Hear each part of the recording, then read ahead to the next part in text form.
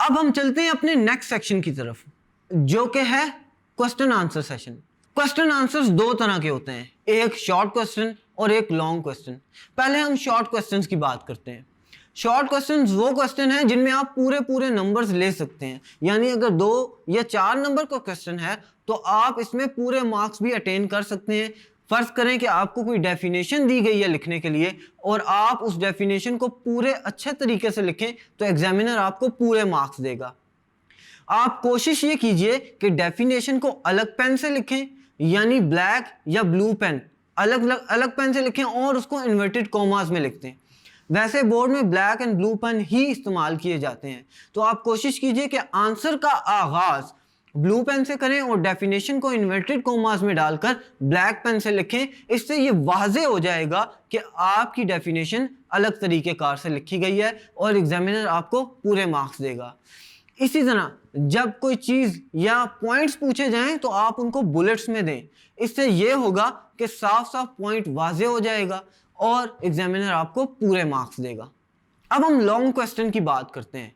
जब भी आपके सामने लॉन्ग क्वेश्चन आए तो आप उन्हें पहले अच्छी तरह एग्जामिन कर लें। यह नहीं कि सामने आते ही आप उन लॉन्ग क्वेश्चन को लिखना शुरू कर दें। आप पहले अच्छी तरह उस क्वेश्चन के बारे में सोचें और ये देखें कि उस क्वेश्चन में क्या मांगा गया है। इसके बाद आप अपने जहन में हेडिंग्स और सब हेडिंग्स बना लें। कम से कम 5 मिनट लें आप और देखें कि इस क्वेश्चन में क्या पूछा गया और मैं इस क्वेश्चन में क्या क्या लिख सकता हूँ। एक तरतीब अपने जहन में दीजिए और हेडिंग्स और सब हेडिंग्स को अच्छी तरह से नाप लीजिए। उसके बाद आप इस क्वेश्चन को हल करें।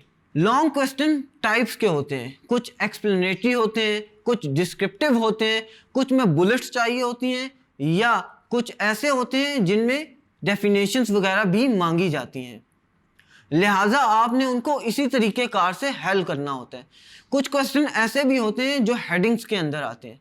फॉर एग्जांपल जिसमें एक्सप्लेनेशन मांगी आप उसमें एक्सप्लेनेशन देंगे, जिसमें डिटेल मांगी आप उसमें डिटेल देंगे, जिसमें बुलेट्स पॉइंट्स हैं तो आप उनमें बुलेट्स लिखेंगे और जिसमें हेडिंग्स हैं तो आप हेडिंग्स दे के नीचे उनकी डेफिनेशन लिखेंगे।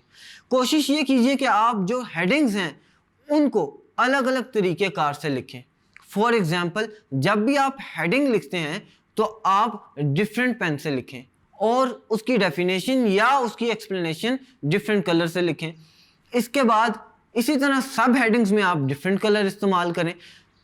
फिर अगर बीच में कोई डेफिनेशन आ जाती है तो आप उसके लिए डिफरेंट कलर इस्तेमाल करें और उसको इन्वर्टेड कॉमास में डालें। यूं एक तो आपका पेपर प्रेजेंटेबल भी होगा और एग्जामिनर आपको अच्छे मार्क्स भी देगा।